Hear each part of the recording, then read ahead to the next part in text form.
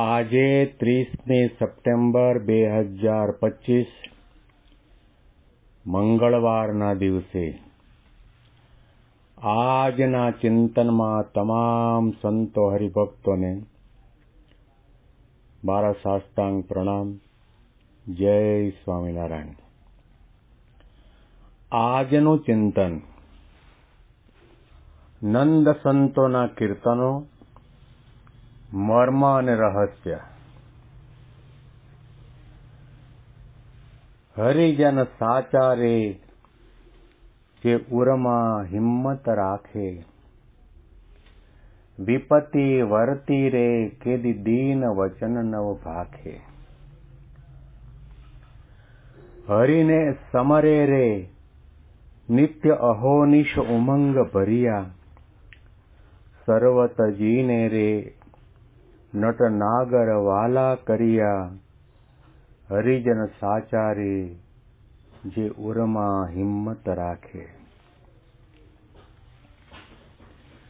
સદગુરુ બ્રહ્માનંદ સ્વામીનો એમની કલમ દ્વારા લખાયેલા પદનો સમાગમ કરી રહ્યા છીએ, સત્સંગ કરી રહ્યા છીએ.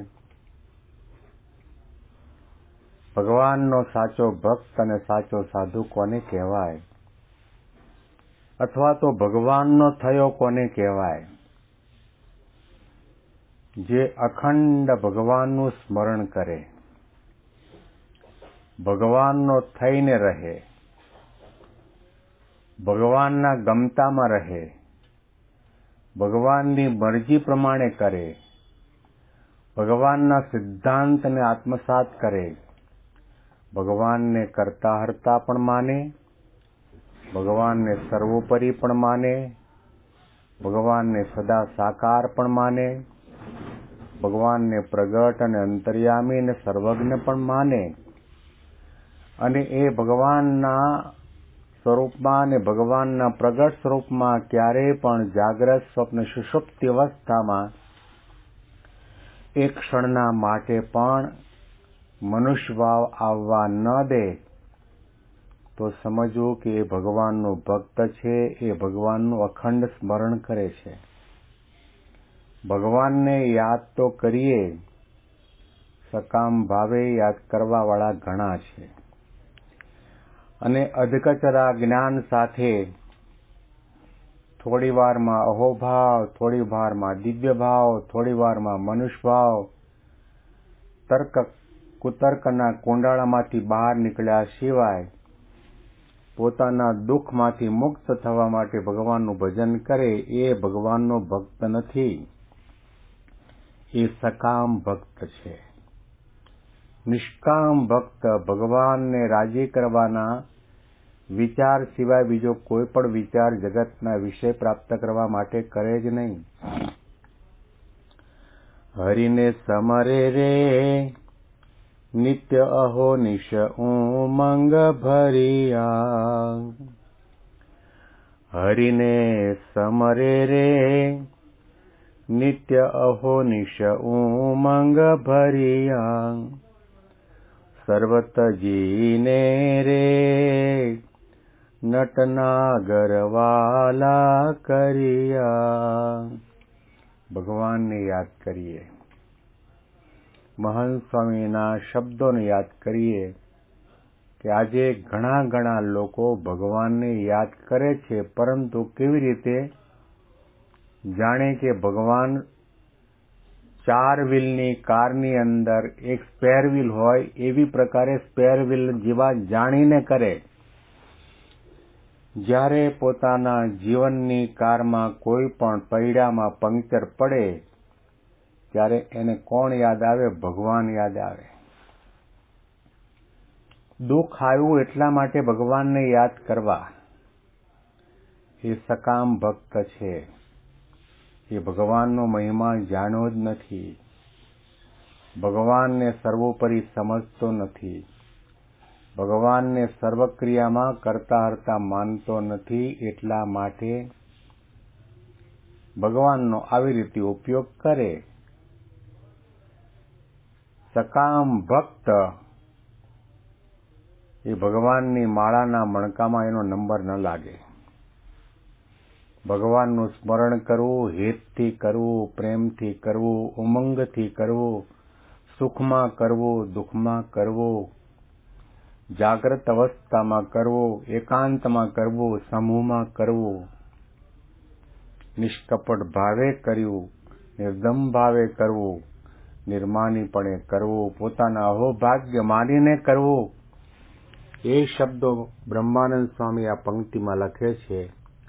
હરિને સમરે રે નિત્ય અહોનિશ ઉમંગ ભર્યા.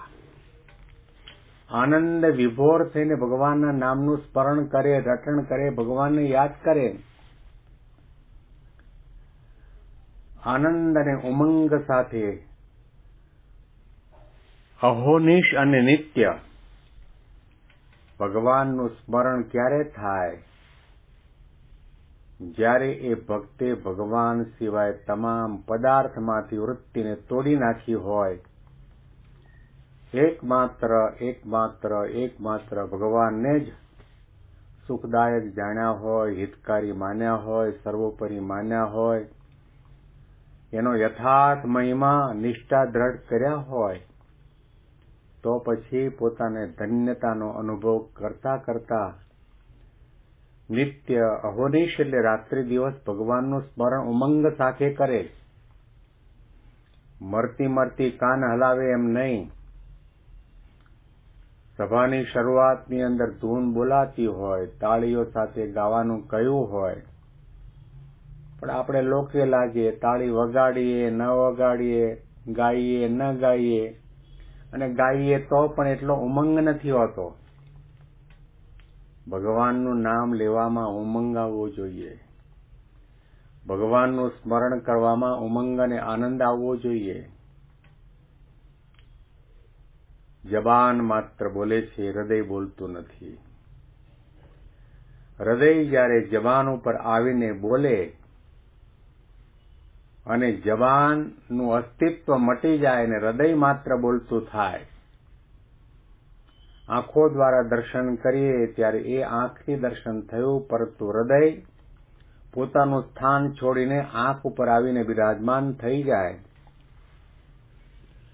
અને આંખો હૃદયાકારે બની જાય અને પછી ભગવાનનું દર્શન કરીએ ત્યારે સમજો કે આપણે દર્શન કરી રહ્યા છીએ. અને એ હૃદય પણ કેવું હોવું જોઈએ? જેમાં માયાનો કચરો નહીં, સ્વભાવ નહીં, પ્રકૃતિ નહીં, મારું તારું વેરઝેરની ભાવના નહીં, ઈર્ષા નહીં, દંભ નહીં, દેખાડો નહીં.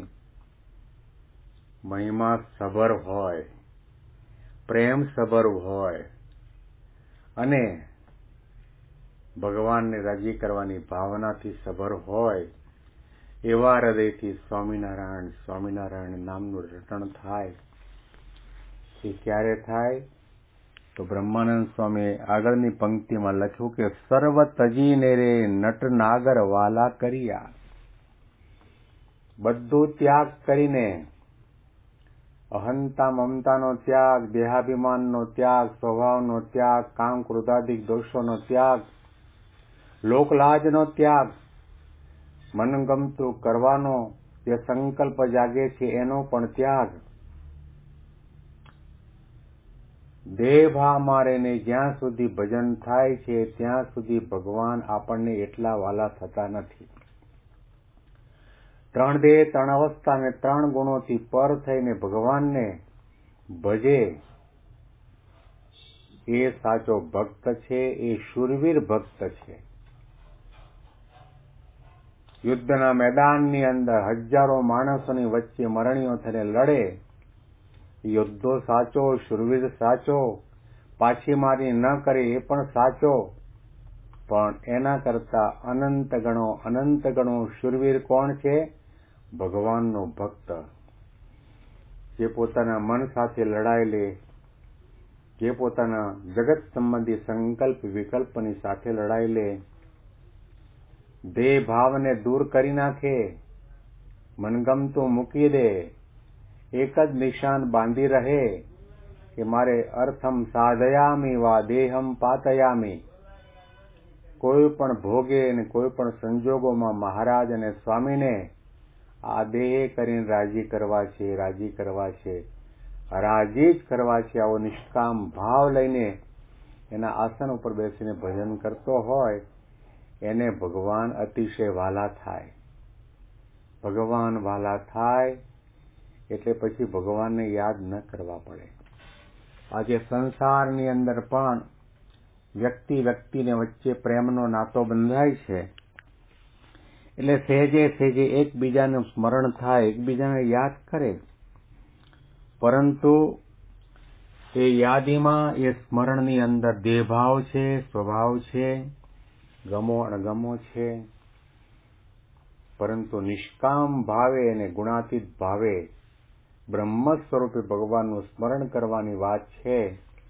અને એવું સ્મરણ થાય, એવી ભક્તિ અને સ્મૃતિ થાય તો બ્રહ્માનંદ સ્વામી કહે છે કે ભગવાનનો ભક્ત હરિજન સાચો.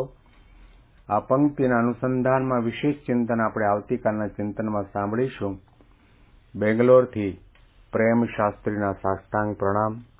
જય સ્વામિનારાયણ.